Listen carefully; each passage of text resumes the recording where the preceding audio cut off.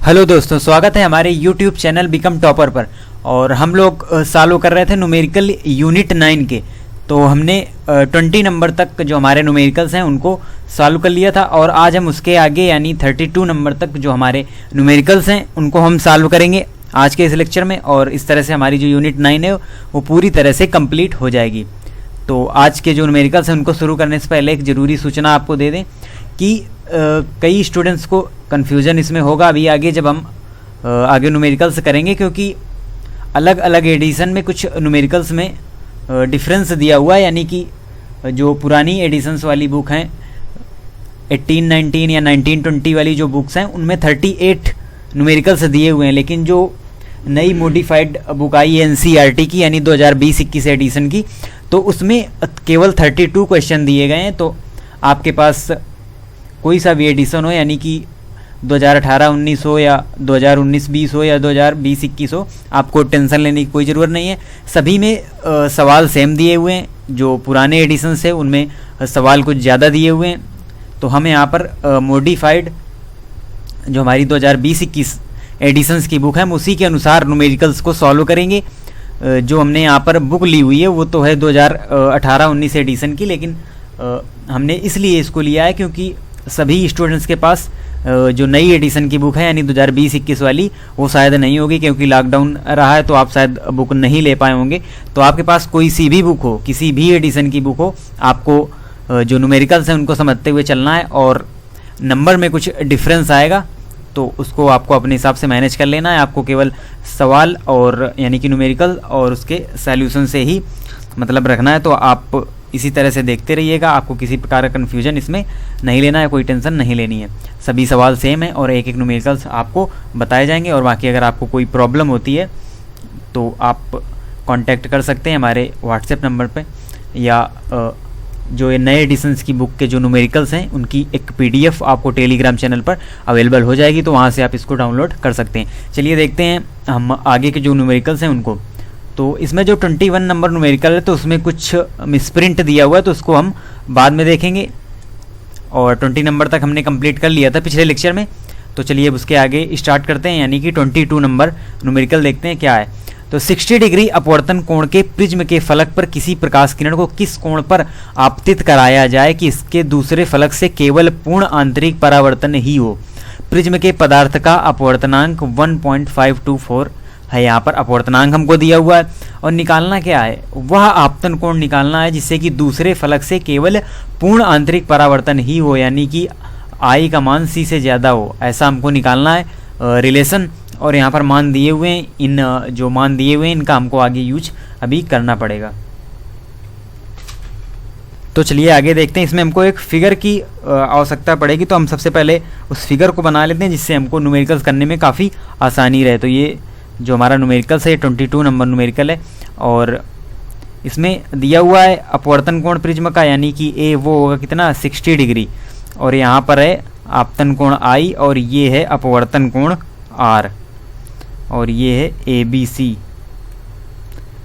यहाँ पर फलक दिया हुआ है, और इधर है कोण थीटा, और इधर वाला जो कोण है वो होगा IC। तो ये हमारा फिगर है यहाँ पर बन गया। अब क्या करना है, अब हमको अपवर्तनांक दिया हुआ है और A दिया हुआ है, तो हम यहाँ पर सबसे पहले त्रिभुज ABC में अगर ये कोण R है और ये पूरा 90 डिग्री है तो इतना क्या हो जाएगा 90 माइनस R, और ये क्या हो जाएगा, ये वाला कोण हो जाएगा 90 माइनस थीटा। तो त्रिभुज ABC में हमको क्या करना है, तीनों कोणों का योग 180 होता है, तो वो हमको ले लेना है, यानी कि 90 डिग्री माइनस R और plus 90 degree minus theta plus 60 degree बराबर 180। अब यहाँ से आ जाएगा R बराबर, यानी R का मान यहाँ से हम निकाल लेंगे तो वो आ जाएगा सॉल्व करने पर 60 माइनस थीटा, और यहाँ पर थीटा बराबर IC है, IC दिया हुआ है। तो थीटा बराबर जब IC होगा यानी कि R बराबर 60 डिग्री माइनस IC, ये हमारा आ गया। अब हमको अपवर्तनांक दिया हुआ तो हम यहाँ से निकालेंगे क्या, साइन IC निकालेंगे, तो ये आएगा हमारा 1/ANG, जो कि हमको दिया हुआ 1/1.524, ये हमको दिया हुआ है। तो यहाँ से जब इसको हम सॉल्व करेंगे तो ये आ जाएगा हमारा 0.656। इतना आ गया क्या हमारा साइन आई सी।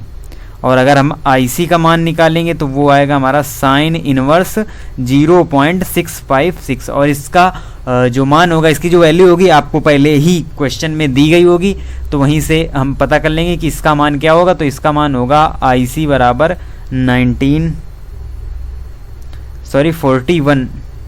41 डिग्री। ये यहाँ पर दिया गया है। तो इसका मान हमको क्वेश्चन में दिया जाएगा कि साइन इनवर्स 0.656 का मान क्या होगा। तो ये होगा साइन 41 डिग्री, यानी कि आईसी आ जाएगा हमारा 41 डिग्री। ये आ गया। और ऊपर हमने देखिए वहाँ पर क्या निकाला था, आर बराबर 60 डिग्री माइनस आईसी, तो यहाँ पर रख देंगे 41 डिग्री, यानी कि आर बराबर आ जाएगा 19 डिग्री। अब आर का मान हमको पता है और अपवर्तनांक हमको दिया गया है पहले से ही। और हम क्या निकाल लें, हम आई निकाल लें, जिससे हमको कि पता चल जाए कि आई और सी में क्या संबंध है। तभी हम ये बता पाएंगे कि दूसरे फलक पर पूर्ण आंतरिक परावर्तन होगा कि नहीं। तो चलिए यहाँ से निकालते हैं। क्या यहाँ से निकालेंगे हम, स्नेल का नियम लगाएंगे पृष्ठ बी पर लगाएंगे यहाँ पर। तो आएगा ए एन जी बराबर sine I upon sine R. तो यहाँ से जब हम मान रखेंगे, यानी कि साइन आई हमको निकालना है, तो ये क्या हो जाएगा A N G into sine R. तो यहाँ पर जब हम इसका मान रखेंगे, यानी कि 1.524 इंटू साइन 19, और साइन 19 डिग्री का मान वहाँ पर दिया गया है। तो ये हमारा फाइनल क्या आ जाएगा, फाइनल आ जाएगा साइन आई बराबर, ये जब आप सॉल्व करेंगे, जो साइन 19 का मान हमको क्वेश्चन में ऑलरेडी दिया जाएगा, तो ये आ जाएगा 1/2 इसका मान होता है साइन 30 डिग्री का। तो जो हमारा आई आ जाएगा आपतन कोण, वो आ जाएगा 30 डिग्री। अब यहाँ पर आई आ गया और आर आ गया, यानी आपतन कोण आई आ गया और आर का मान आ गया। अब क्या है, दूसरे फलक से पूर्ण आंतरिक परावर्तन के लिए आवश्यक है कि किरण इस फलक पर क्रांतिक कोण आईसी से बड़े कोण पर गिरे, यानी कि जब आपतन कोण ज़्यादा होगा क्रांतिक कोण से, तभी पूर्ण आंतरिक वाली सिचुएशन यहाँ पर बनेगी। तो हमको ये चेक करना है कि ज़्यादा है कि नहीं, यानी कि आई है वो अधिक है कि नहीं। तो आईसी, तो दूसरे फलक के लिए यहाँ पर जो आईसी होगा वो बराबर होगा आर के। तो आर कितना दिया हुआ है, आर दिया हुआ है 19 डिग्री, और आई कितना है, आई है 30 डिग्री। तो यहाँ से हमको क्या पता चला कि आई इज ग्रेटर देन सी, यानी कि आपतन कोण 30 डिग्री, आपतन कोण 30 डिग्री के लिए ही दूसरे फलक से केवल पूर्ण आंतरिक परावर्तन ही संभव है। यहाँ पर क्या पूछ रहा है, किस कोण पर, तो 30 डिग्री कोण पर आपतित कराया जाए तो इसका दूसरे फलक से केवल पूर्ण आंतरिक परावर्तन ही होगा। तो इस प्रकार से हमारा ये जो न्यूमेरिकल्स है वो यहाँ पर सॉल्व होता है। और हम देखते हैं अगला क्वेश्चन, यानी कि 23 नंबर से लेकर 29 नंबर तक जो क्वेश्चन दिए हुए हैं, ये नेत्र से रिलेटेड क्वेश्चन है, जो कि केवल पुरानी एडिशंस वाली एनसीईआरटी बुक में ही आपको मिलेंगे। नई वाली जो एनसीईआरटी बुक है 2020-21 की, उनमें इन क्वेश्चंस को हटा दिया गया है। इसीलिए हम डायरेक्ट 29 नंबर क्वेश्चंस करेंगे, और वो नई बुक का क्वेश्चन नंबर 23 होगा, क्योंकि 22 तक जो क्वेश्चंस दिए हुए हैं वो पुरानी बुक हो या नई बुक हो, दोनों में सेम ही है। लेकिन 23 नंबर से क्वेश्चंस बदल जाते हैं। यहाँ पर जो पुरानी बुक है उसमें ये 29 नंबर है, और ये नई वाली बुक में 23 नंबर क्वेश्चन है। और इसी प्रकार से क्वेश्चंस आगे बढ़ते हैं, 38 नंबर तक पुरानी बुक में, और नई बुक में 32 नंबर तक है। तो आपको इनमें बिल्कुल भी कन्फ्यूज नहीं होना है, सभी क्वेश्चन को समझते हुए चलना है। हम यहाँ पर आपको वो नंबर भी बताए दे रहे हैं जो नई बुक में दिए हुए हैं, यानी कि 2020-21 एडिशन वाली बुक में दिए हुए हैं। तो अब देखते हैं हम 29 नंबर क्वेश्चन, या 23 कुछ भी कह सकते हैं आप, नंबर अपने हिसाब से आप एडजस्ट कर लीजिए जिस भी एडिशन की बुक आपके पास हो। तो 29 नंबर क्या है, कोई कार्ड सीट जिसे 1 मिलीमीटर स्क्वायर साइज के वर्गों में विभाजित किया जाता है को 9 सेंटीमीटर दूरी पर रखकर किसी आवर्धक लेंस, और लेंस क्या 10 सेंटीमीटर फोकस दूरी का अभिसारी लेंस है। अभिसारी लेंस का मतलब है वो उत्तल लेंस है, द्वारा उसे नेत्र के निकट रखकर देखा जाता है, इसे निकट रखकर देखा जाता है। तो यहाँ पर जो 29 नंबर है, 30 नंबर है और 31 नंबर है, यानी कि 23, 24, 25, ये जो है ये तीनों जो न्यूमेरिकल्स हैं आपस में लिंक हैं। तो एक के हिसाब से हम समझते हुए चलेंगे तो हम सभी क्वेश्चंस को आराम से यहाँ पर कर लेंगे। तो यहाँ पर क्वेश्चंस क्या पूछे गए हैं, 3 क्वेश्चन यहाँ पर पूछे गए हैं। दिया क्या हुआ है, एक कार्ड सीट है जिसका क्षेत्रफल दिया हुआ है और 9 सेंटीमीटर दूरी पर वस्तु को रखा जाता है। 10 सेंटीमीटर फोकस दूरी दी हुई, लेंस द्वारा उत्पन्न आवर्धन निकालना है, वर्ग का क्षेत्रफल निकालना है, यानी 2 क्वेश्चन यही हो गए। और बी नंबर क्वेश्चन क्या है, लेंस का कोणीय आवर्धन। कोणीय आवर्धन का मतलब हमने पीछे भी न्यूमेरिकल सॉल्व किए थे। कोणीय आवर्धन का मतलब होता है आवर्धन क्षमता, लेंस की आवर्धन क्षमता। और क्या ए और बी में आवर्धन के बराबर है, ये हम देखेंगे जब हम इनको आपस में निकाल लेंगे।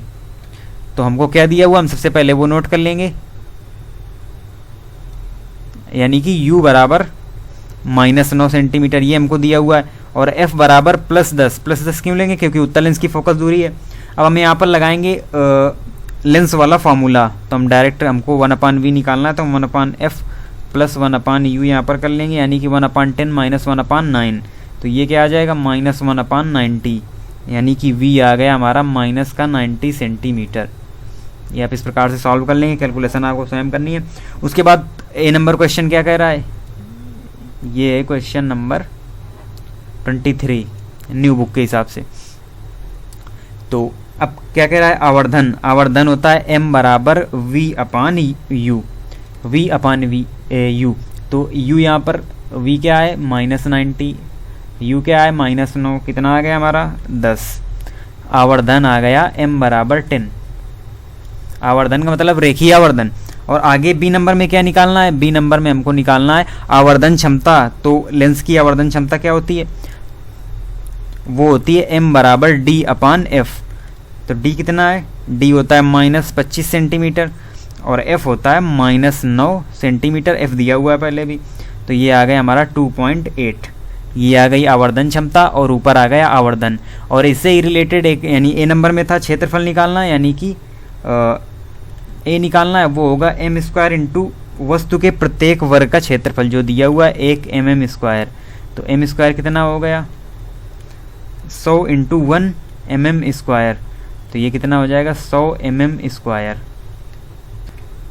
अब यहाँ पर जो हमारा सी नंबर क्वेश्चन का कहा गया था कि क्या ए में आवर्धन क्षमता और बी में आवर्धन के बराबर है, यानी कि दोनों बराबर निकले हैं। तो हमने यहाँ पर देखा कि जो हमारा m निकला था यानी कि आवर्धन वो 10 निकला है और जो b निकला है वो 2.8 निकला है।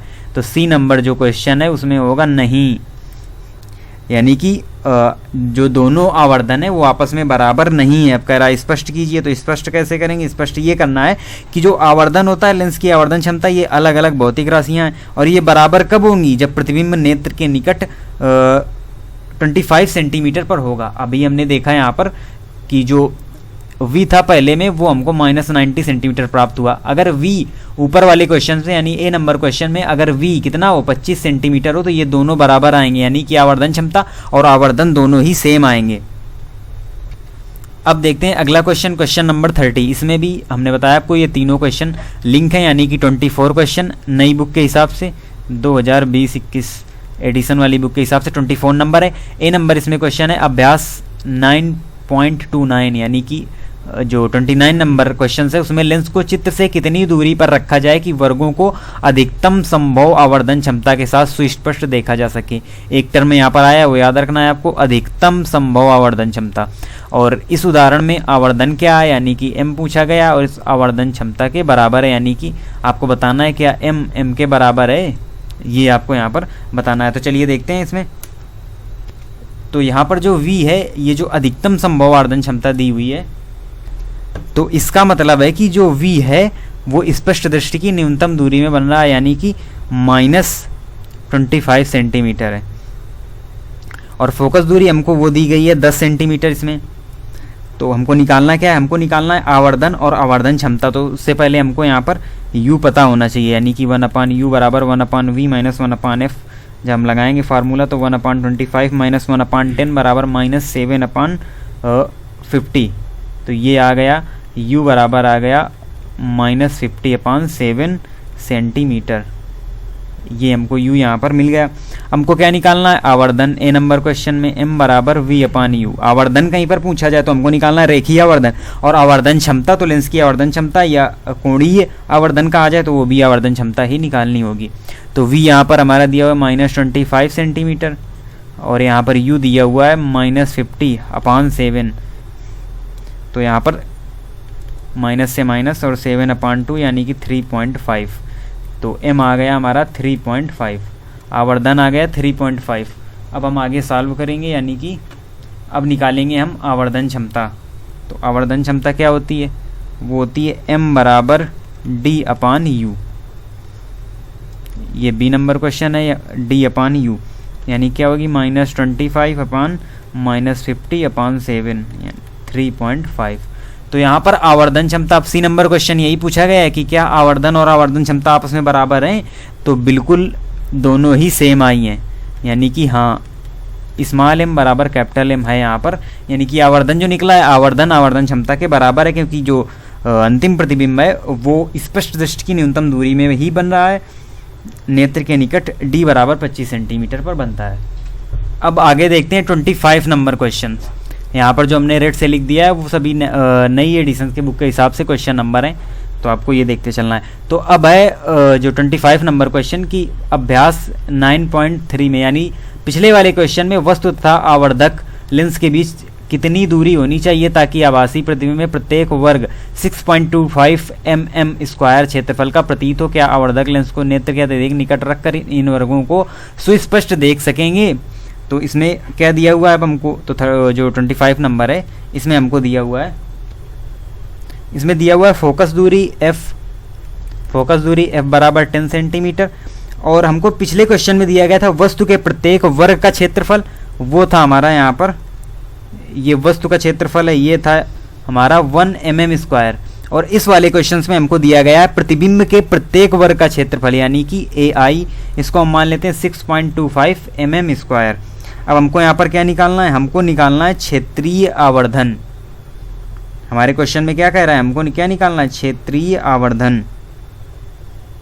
और क्षेत्रीय आवर्धन का मतलब क्या है, क्षेत्रीय आवर्धन का मतलब ये है कि हमको वस्तु तथा आवर्धक लेंस के बीच की दूरी कितनी होनी चाहिए ये हमको ज्ञात करना है, यानी कि हमको v ज्ञात करना है। लेकिन v हमको कहाँ से मिलेगा, जब हमको u पता होगा, f पता होगा, तो f तो पता है, लेकिन u कब पता होगा, जब हमको रेखीय आवर्धन पता होगा। इसलिए हम यहाँ पर एक नया फॉर्मूला लगाते हैं, क्योंकि हमको क्षेत्रफल दोनों के पता है, वस्तु का भी और प्रतिबिंब का भी। तो यहाँ पर हम एक फार्मूला लगाएंगे क्षेत्रीय आवर्धन का, MA बराबर प्रतिबिंब का क्षेत्रफल बटे वस्तु का क्षेत्रफल, यानी कि AI/AO। तो यहाँ पर आएगा 6.25 mm²/1, तो यहाँ पर आ जाएगा 6.25। ये आ गया क्षेत्रीय आवर्धन। और अब हम लगाएंगे रेखीय आवर्धन। तो रेखीय आवर्धन क्या होता है, रेखीय आवर्धन होता है M बराबर √ क्षेत्रीय आवर्धन। ये यहाँ पर दो नए फार्मूले हैं जिनके बारे में अभी तक हमने नहीं पढ़ा पीछे, तो ये न्यूमेरिकल्स में ही यूज होंगे, तो इनको आप एक जगह लिख लीजिएगा अलग। ये इम्पोर्टेंट फार्मूले हैं जो कि दिए हुए हैं। तो m बराबर √MA, यानी कि जो क्षेत्रीय आवर्धन है उसका हम जब स्क्वायर रूट करेंगे तो वो आ जाएगा रेखीय आवर्धन। तो इसको जब हम करेंगे तो √ के अंदर 6.25, तो ये आ जाएगा हमारा 2.5 m आ गया, यानी कि हमारा रेखीय आवर्धन आ गया। अब हम क्या करेंगे, v/u बराबर 2.5, और हमको u भी नहीं पता, v भी नहीं पता, तो हम v के पदों में ही लिख लेंगे इसको 2.5u। अब हम फिर एक बार लेंस वाला फार्मूला यहाँ पर लगाएंगे। हम डायरेक्ट फार्मूला लगा रहे हैं यहाँ पर, 1/10 बराबर 1/2.u माइनस 1/u। तो यहाँ से आ जाएगा u बराबर -6 सेंटीमीटर। u हमको मिल गया, हमको निकालना क्या है, हमको निकालना है v। तो v और u में क्या संबंध है, ऊपर पड़ा v बराबर 2.5u यानी कि -6। तो यहाँ पर क्या आ गया, v बराबर -15 सेंटीमीटर।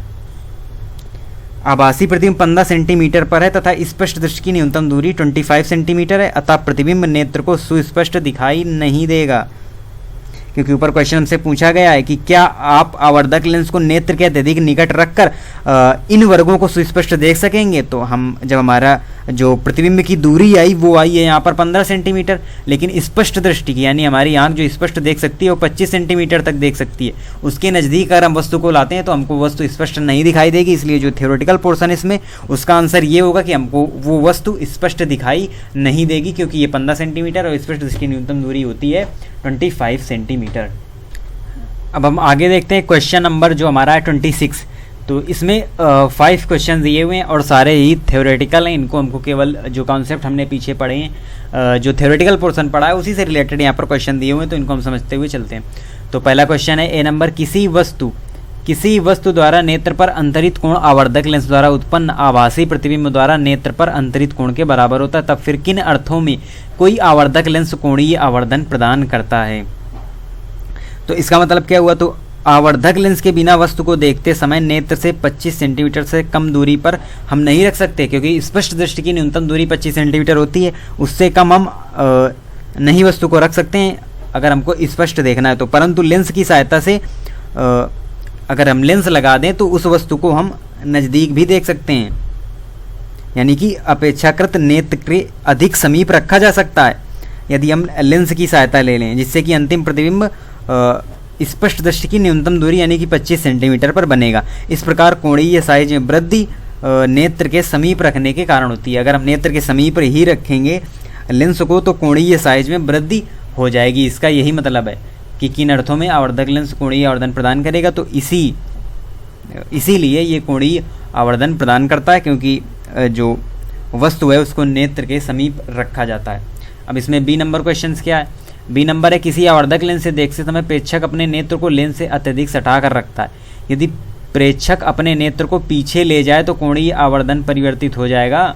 यहाँ पर पूछा जा रहा है कि प्रेक्षक अगर अपने नेत्र को पीछे ले जाए तो कोणीय आवर्धन परिवर्तित हो जाएगा, तो बिल्कुल हो जाएगा। इसका आंसर क्या है, जी हाँ बिल्कुल हो जाएगा, क्योंकि इस स्थिति में जो दर्शन कोण होगा, हमने दर्शन कोण आपको पढ़ाया भी है सूक्ष्मदर्शी वाले चैप्टर में, तो जो दर्शन कोण है प्रतिबिंब द्वारा नेत्र पर बना, तो वो लेंस पर बने दर्शन कोण से कुछ छोटा होगा। यानी कि नेत्र पर किसी वस्तु के द्वारा नेत्र पर बनाए जाने वाले कोण को ही हम दर्शन कोण कहते हैं। तो प्रतिबिंब द्वारा नेत्र पर बना दर्शन कोण लेंस पर बने दर्शन कोण से कुछ छोटा होगा, इसीलिए कोणीय आवर्धन में परिवर्तन हो जाएगा नेत्र को पीछे ले जाने में। तो यही इसका एग्जैक्ट आंसर है। अब आगे हम देखते हैं सी नंबर, किसी सरल सूक्ष्मदर्शी की आवर्धन क्षमता उसकी फोकस दूरी के व्युत्क्रमानुपाती होती है, बिल्कुल सही होती है। तब हमें अधिकाधिक आवर्धन क्षमता प्राप्त करने के लिए कम से कम फोकस दूरी के उत्तल लेंस का उपयोग करने से कौन रोकता है। तो अगर हम कम फोकस दूरी के लेंस लेंगे तो वो लेंस मोटे होंगे, जाहिर सी बात है मोटे होंगे अगर हम कम फोकस दूरी के लेंगे तो जब हम इनको यानी कि इनकी अगर हमको अधिकतम आवर्धन क्षमता प्राप्त करनी है तो हमको कम से कम फोकस दूरी के उत्तल लेंस चाहिए, और जो अधिक फोकस दूरी के उत्तल लेंस होते हैं वो मोटे होते हैं। तो इनको बनाने की जो प्रक्रिया होती है काफ़ी जटिल होती है, और जब इनको हम इनकी फोकस दूरी कम करते हैं तो इनमें दोष आ जाता है। हमने दोनों दोष के बारे में आपको बताया था पीछे कि गोलीय विफ्तन और वर्ण विफ्तन का दोष आ जाता है। तो ये विफ्तन का दोष इसमें आ जाता है और प्रतिबिंब अस्पष्ट हो जाते हैं। इसीलिए विफ्तन के दोष से मुक्त लेंस द्वारा अधिक आवर्धन प्राप्त किया जा सकता है। इसीलिए हमको कम से कम फोकस दूरी के उत्तल लेंस का उपयोग करने से यही जो टर्म होता है वो रोकता है हमको, यानी कि विफ्तन का दोष आ जाता है और लेंस में दोष आ जाता है। इसीलिए हम इसका आवर्धन क्षमता बढ़ाने के लिए कम से कम फोकस दूरी के उत्तल लेंस का यूज करते हैं। और सिंपल सा आप यही समझिएगा कि जो मोटे लेंस हैं उनको बनाने की प्रक्रिया जटिल होती है, इसीलिए उसमें दोष आ जाता है, इसीलिए हम इसका यूज यहाँ पर नहीं करते हैं। आगे देखते हैं डी नंबर क्वेश्चन, किसी संयुक्त सूक्ष्मदर्शी के अभिदर्शक लेंस तथा नेत्रिका लेंस दोनों की फोकस दूरी कम क्यों होनी चाहिए। तो हमने जब पढ़ा था सूक्ष्मदर्शी तो उसमें हमने आपको बताया था कि आवर्धन क्षमता बढ़ाने के लिए किसी संयुक्त सूक्ष्मदर्शी की जो एफओ होता है वो हमेशा कम होनी चाहिए। तो एफओ क्यों कम होना चाहिए, क्योंकि छोटे द्वारक और छोटी फोकस दूरी का जब हम अभिदर्शक लेंस लेंगे तभी प्रकाश स्पष्ट आएगा, वस्तु हमको चमकीली दिखाई देगी। ये इसका एग्जैक्ट आंसर है। और नेत्रिका की अगर हम बात करें तो जो इसका आवर्धन होता है सूक्ष्मदर्शी के लिए नेत्रिका का आवर्धन वो होता है 1+D/FE m बराबर। तो FE क्यों कम होना चाहिए, क्योंकि जब FE कम होगा, क्योंकि ये रेसिप्रोकल है m के, तो m अधिक होगा। FE कम होगा तो m अधिक होगा, इसीलिए जब आवर्धन क्षमता बढ़ानी है तो हमको FE कम रखना है और FO भी कम रखना है, क्योंकि FO अगर हम ज़्यादा कर देंगे तो वस्तु ही हमको स्पष्ट नहीं दिखाई देगी, चमकीली नहीं दिखाई देगी। तो ये इसका आंसर है। अब आगे ई नंबर क्वेश्चन, संयुक्त सूक्ष्मदर्शी द्वारा देखते समय सर्वोत्तम दर्शन के लिए हमारे नेत्र नेत्रिका पर स्थित न होकर कुछ दूरी पर होने चाहिए। क्यों? नेत्र तथा नेत्रिका के बीच की या अल्प दूरी कितनी होनी चाहिए?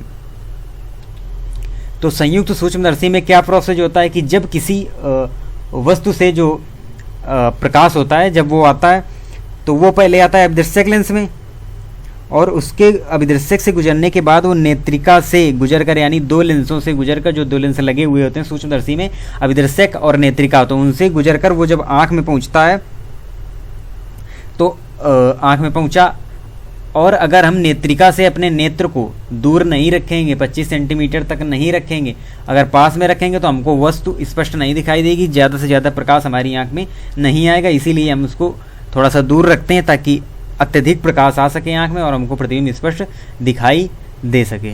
और इसकी जो बीच की अल्प दूरी है ये डिपेंड करती है उसके यंत्र में कि यंत्र की संरचना कैसी, जैसी संरचना होगी उसी हिसाब से इसके बीच की अल्प दूरी होगी।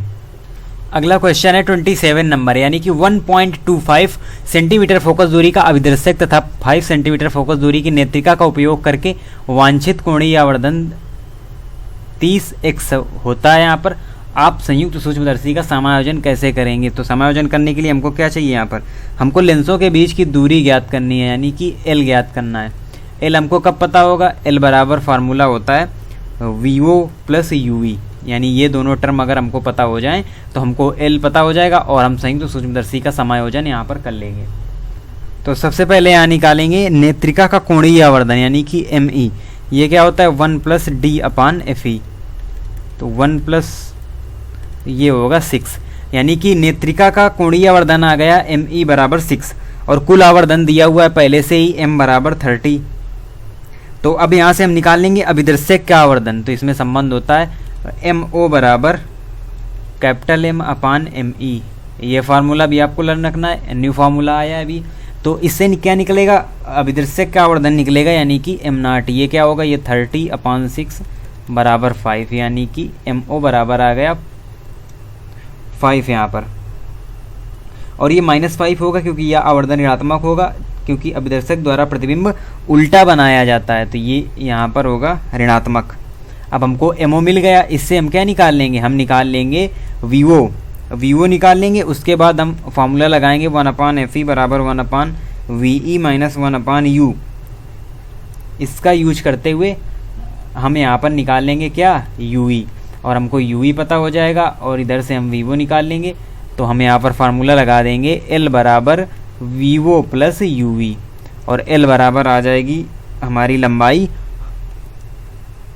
और यही होगा हमारे सूक्ष्मदर्शी का संयोजन। तो आप जो इसका कैलकुलेशन वाला पार्ट है, हमने सभी फार्मूले आपको बता दिए जिनका इसमें यूज होगा और कैसे करना है ये भी बता दिया। तो अब ये कैलकुलेशन वाला पार्ट आपको अपने आप से ट्राई करना है, और अगर नहीं आएगा तो बाद में हम आपको ज़रूर बताएंगे। तो आप इसको ट्राई करिएगा, क्योंकि आप काफ़ी अभ्यस्त हो चुके होंगे अभी तक जो न्यूमेरिकल्स हैं उनको सॉल्व करते हुए, तो आप ज़रूर कर सकते हैं। तो आप इसको ट्राई करिएगा। अब देखते हैं अगला क्वेश्चन 28 नंबर, किसी दूरबीन के अभिदर्शक लेंस की फोकस दूरी 140 सेंटीमीटर तथा नेत्रिका की फोकस दूरी 5 सेंटीमीटर। दूर की वस्तुओं देखने के लिए दूरबीन की आवर्धन क्षमता क्या होगी?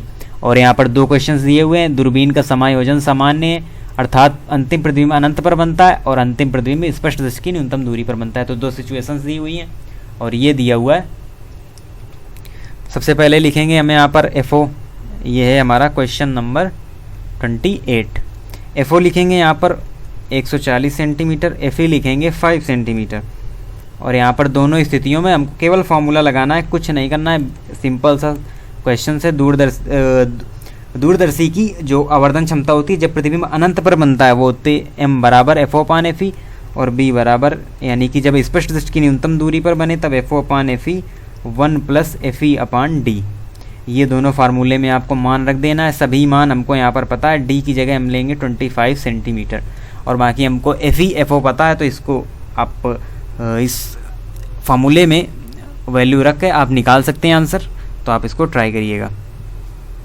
आगे देखते हैं 29 नंबर क्वेश्चन, जो कि है जो हमारा पिछला क्वेश्चन था उसी में है, उसी से लिंक है क्वेश्चन। वर्णित दूरबीन के लिए दर्शक लेंस तथा नेत्रिका के बीच की पृथक्कन दूरी क्या है। पृथक्कन दूरी हमने आपको पीछे भी कई सारे न्यूमेरिकल्स कराए थे।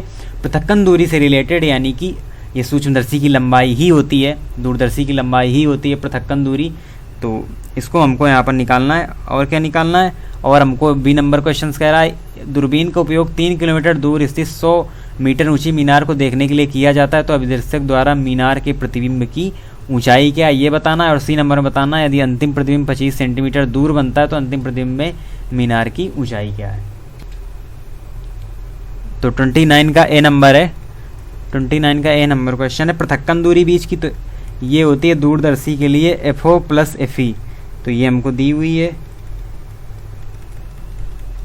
ये आ गई पृथक्कन दूरी। अब इसमें बी नंबर क्वेश्चन क्या कि हमको वो निकालना है मीना प्रतिबिंब की लंबाई कितनी होगी। तो इसमें हमको यूओ दिया गया है, यूओ दिया गया है 3000 मीटर और एच है 3 किलोमीटर दिया हुआ, तो उसको हमने मीटर में चेंज कर लिया। और एच बराबर है 100 मीटर। और एफओ भी दिया गया हमको 140 सेंटीमीटर और एच डैश हमको यहाँ पर निकालना है। तो अब क्या करेंगे, अब करेंगे अभिदर्शक द्वारा वस्तु पर बना कोण, ये होगा एच अपान यूओ। और प्रतिबिंब द्वारा बना कोण ये होगा एच डैश अपान एफओ। इनको आपस में कर देंगे हम बराबर। और जब इसको हम बराबर कर देंगे तो हमारी प्रतिबिंब की लंबाई आ जाएगी एच डैश बराबर 4.5 सेंटीमीटर। यहाँ पर वैल्यू रख के आपको मान निकाल लेना है। तो हमारी जो प्रतिबिंब की लंबाई होगी वो एच डैश बराबर 4.7 सेंटीमीटर आएगी। अब आगे क्या करना है, सी नंबर क्वेश्चन में, सी नंबर क्वेश्चन में हमको वी की जगह यानी कि जो प्रतिबिंब की लंबाई है वो स्पष्ट इसकी न्यूनतम दूरी में बन रहा है, तो हमको यहाँ पर -25 सेंटीमीटर लेना होगा और एफ ई बराबर 5 सेंटीमीटर। और यहाँ से हम निकालेंगे क्या, हम निकालेंगे यहाँ से यूई। और यूई जब हमारा निकल आएगा तो हम नेत्रिका का आवर्धन यानी कि वी अपान यूवी यहाँ से निकाल लेंगे। और फिर नेत्रिका द्वारा बने अंतिम प्रतिबिंब की लंबाई एच डबल डैश होगी, तब एच डबल डैश अपान एच डैश बराबर यहाँ से हम मान निकाल लेंगे। तो आप इसको ट्राई कीजिए, जैसा ऊपर लगा हुआ सेम उसी पैटर्न पर ये नीचे भी क्वेश्चन होगा। आगे जो क्वेश्चन है क्वेश्चन नंबर 30, तो इसमें थोड़ा सा मिसप्रिंट दिया हुआ तो इसको भी आप स्किप कर दीजिएगा, अभी बाद में इसको चेक करके देखते हैं। यानी कि चित्र 9.33 दिया हुआ है और यहाँ पर किसी प्रकार का फिगर नहीं दिया हुआ है, तो आप इसको अभी स्किप कीजिए। हम इसको लास्ट में देखेंगे, यानी कि बाद में जब चेक करेंगे कि क्या कैसी इसमें वैल्यू दी हुई है तो उसके हिसाब से बाद में हम करेंगे। हम आगे देखते हैं 31 नंबर क्वेश्चन। 31 नंबर क्वेश्चन क्या है, तो यह किसी गैल्वेनोमीटर की कुंडली से जुड़े समतल दर्पण पर लंबवत आपतित प्रकाश दर्पण से टकराकर अपना पथ पुनः अनुरेखित करता है। गैल्वेनोमीटर की कुंडली में प्रवाहित कोई धारा दर्पण में 3.5 डिग्री का परिक्षेपण उत्पन्न करती है। दर्पण के सामने 1.5 सेंटीमीटर दूरी में पर्दे पर रखे प्रकाश के परावर्ती चिन्ह में कितना विस्थापन होगा। तो यहाँ पर हमको विस्थापन चेक करना है और इसका एक फिगर दिया हुआ है आपकी बुक में, देखिएगा। और ये यहाँ पर इसका फिगर दिया हुआ है, यानी कि 31 नंबर क्वेश्चन का ये फिगर दिया हुआ है। तो दर्पण में एक कॉन्सेप्ट होता है कि जब दर्पण में थीटा विक्षेप उत्पन्न होता है तो जो प्रकाश किरण होती है वो 2 थीटा घूम जाती है। अगर थीटा विक्षेप होता है दर्पण में तो जो प्रकाश किरण होती है वो यहाँ पर 2 थीटा घूम जाती है, यानी उसमें जो विक्षेप होता है वो 2 थीटा का होता है। तो हमको यहाँ पर थीटा दिया हुआ है कि 3.5 डिग्री का विक्षेप होता है, तो जो प्रकाश किरण है वो दुगुने कोण से घूम जाएगी, यानी कि 2 थीटा कोण से। तो ये आ जाएगी 2 थीटा बराबर 7 डिग्री। अब यहाँ पर हम लगाएंगे फार्मूला चाप बराबर कोण इंटू त्रिज्या वाला, कोण इंटू त्रिज्या वाला। त्रिज्या ये दी हुई है हमारी आर 1.5 मीटर और 2 थीटा का मान हमने निकाल ही लिया। तो अब हमको क्या निकालना है, हमको निकालना है डी, विस्थापन डी, ये हमको यहाँ पर निकालना है। तो हम फार्मूला लगाएंगे डी बराबर आर इंटू 2 थीटा। तो आर हमारा 1.5 है और 2 थीटा हमारा निकला 7 डिग्री। लेकिन हम ऐसा नहीं लिख सकते हैं कि 10.5 मीटर, ऐसा बिल्कुल भी नहीं रख सकते। ये जो आपका मान दिया हुआ है इसको हम पहले बनाएंगे किसमें, यानी कि पाई बटे 180 का यहाँ पर हम इसमें जब मल्टीप्लाई करेंगे तब हमारा एग्जैक्ट आंसर आएगा। तो हम इसमें क्या कर लेंगे, तो यहाँ पर करते हैं d बराबर 1.5 7 इंटू पाई अपान 180। तो यहाँ से ये क्या आ जाएगा, यहाँ से आ जाएगा d बराबर 18.4 मीटर। ये एग्जैक्ट आंसर होगा इस क्वेश्चंस का। तो इसको फिगर के माध्यम से ही, फिगर से ही हमको इसको सॉल्व करना है इस क्वेश्चंस को, और ज़्यादा कुछ है नहीं, आपको केवल ये याद रखना है। एक जो दर्पण वाला यानी कि मिरर का एक कॉन्सेप्ट है कि जब थीटा विक्षेप होता है, किसी दर्पण में थीटा विक्षेप होता है, तो जो प्रकाश किरण है वो 2 थीटा घूम जाती है। तो इसी कॉन्सेप्ट से हम इसका जो है मान निकालेंगे और एट लास्ट हम इसका आंसर निकालेंगे। अब देखते हैं अपनी इस यूनिट 9 का लास्ट क्वेश्चन, क्वेश्चन नंबर 32। इसमें भी एक फिगर दिया हुआ है और क्या कह रहा है क्वेश्चन कह रहा है कि चित्र 9.37 में कोई समोत्तल लेंस अपवर्तनांक दिया हुआ है किसी समतल दर्पण के फलक पर किसी द्रव की परत के संपर्क में रखा गया कोई छोटी सुई जिसकी नोक मुख्य अक्ष पर है, अक्ष के अनुदिश ऊपर नीचे गति कराकर इस प्रकार समायोजित की जाती है कि सुई की नोक का उल्टा प्रतिबिंब सुई की स्थिति पर ही बने। इस स्थिति में सुई की लेंस से दूरी 45 सेंटीमीटर है। तो द्रव का अपवर्तनांक निकालना है, n यहाँ पर निकालना है। अब चलिए इसको देखते हैं, जो 38 नंबर क्वेश्चन है, इसको भी फिगर के माध्यम से। अब यहाँ पर पहले लिख लेते हैं दिया क्या हुआ है। तो यहाँ पर कांच के लेंस हुए तो हमको दिया गया है u बराबर -30 सेंटीमीटर और v है अनंत पर, यानी इससे जो प्रतिबिंब बन रहा है वो अनंत पर बन रहा है। और उसके बाद फोकस दूरी दी हुई है f1 फोकस दूरी दी है। तो यहाँ से हम निकाल लेंगे मान किसका, f1 का। तो जब हम लेंस वाला फॉर्मूला लगाएंगे तो f1 आ जाएगा हमारा 30 सेंटीमीटर, क्योंकि v है अनंत, तो जो u होगा वही हमारा f होगा। तो f1 आ गया यहाँ पर 30 सेंटीमीटर, ये आ गया। अब हम यहाँ पर निकालेंगे वक्रता त्रिज्या। तो हम फार्मूला लगाएंगे लेंस मेकर वाला 1/f1 n-1 1/r1 1/r2। तो यहाँ से जब हम मान निकालेंगे f1 का रख के r1 r2 बराबर r हो जाएगा। तो r बराबर आ जाएगा हमारा 30 सेंटीमीटर, ये यहाँ पर हमारा मान आ गया। अब हम इसको द्रव के साथ प्रयोग करते हैं। तो इस द्रव में इस लेंस की फोकस दूरी हो गई f2, f1 हमको पहले से ही पता है, और f2 क्या करना है, f2 हमने इसकी यहाँ पर दूरी मान ली, और एक बार फिर हमने यहाँ पर फार्मूला लगाया वही वाला। और उससे पहले हम निकाल लेते हैं संयुक्त लेंस की फोकस दूरी, यानी कि कैपिटल F। f1 हमको पता है, कैपिटल F हमको निकालनी है। तो हम 1/v - 1/u बराबर 1/ F लेंगे। और v तो हमारा है इन्फिनेटिव और u है -45 डिग्री। तो 1/∞ -1/- 45 1/f। तो जो इसकी संयोजन की, यानी कि दोनों लेंसों को मिलाकर जो संयोजन की फोकस दूरी है वो आ गई 45 सेंटीमीटर, 45 सेंटीमीटर। अब हमको कैपिटल F पता है, f1 पता है, तो हमको अब निकालना क्या है, हम निकाल लेंगे f2। तो कैपिटल F पता है, f1 पता है, तो हम यहाँ से निकाल लेंगे f2। तो हम थोड़ा सा हिंट्स दे रहे हैं, आपने पास अपने आप से ट्राई कीजिए किसको लगाने के, आप आराम से लगा लेंगे क्योंकि आधे मान हमने ऑलरेडी निकाल दिए हैं। अब कैपिटल F और f1 की सहायता से आप f2 निकाल लेंगे। जब आपको f2 मिल जाए तो आप एक बार पुनः लगा दीजिए लेंस मेकर सूत्र 1/f2 बराबर n-1 1/r1 1/r2। और r का मान ये दिया हुआ है, ये यहाँ पर रख देंगे, f2 का मान ऊपर निकलेगा वो रख देंगे। तो यहाँ से हमको n का मान प्राप्त हो जाएगा। तो इस प्रकार से आप इस क्वेश्चंस को भी कर सकते हैं। इसमें आगे केवल कैलकुलेशन करनी पड़ेगी। हमने आपको पूरे फॉर्मूले एक साथ बता दिए जो भी इसमें यूज होंगे, और जो भी मान निकालने हमने आधे मान निकाल दिए। तो इसके आगे आप कर सकते हैं और सॉल्व कर सकते हैं। तो इस प्रकार से हमारी जो यूनिट 9 है वो पूरी तरह से यहाँ पर कंप्लीट होती है। और इसमें न्यूमेरिकल्स में आपको विशेष ध्यान रखना है कि सारे न्यूमेरिकल्स आपके करा दिए गए हैं, 2 न्यूमेरिकल्स को छोड़कर, जिनमें कि कुछ मिसप्रिंट है तो उनको हम चेक करेंगे। उसके बाद उनको भी सॉल्व कराया जाएगा आपको। आप बिल्कुल भी टेंशन ना लीजिए। आपके पास कोई सी भी एडिशन की बुक हो आपको उससे ही क्वेश्चंस करने, आपके सारे क्वेश्चंस में मिल जाएंगे। पुरानी बुक में कुछ एक्स्ट्रा क्वेश्चन है, बाकी नई वाली में 32 क्वेश्चंस दिए हुए हैं, तो उनके हिसाब से पूरे 32 क्वेश्चंस आपको कराए गए हैं।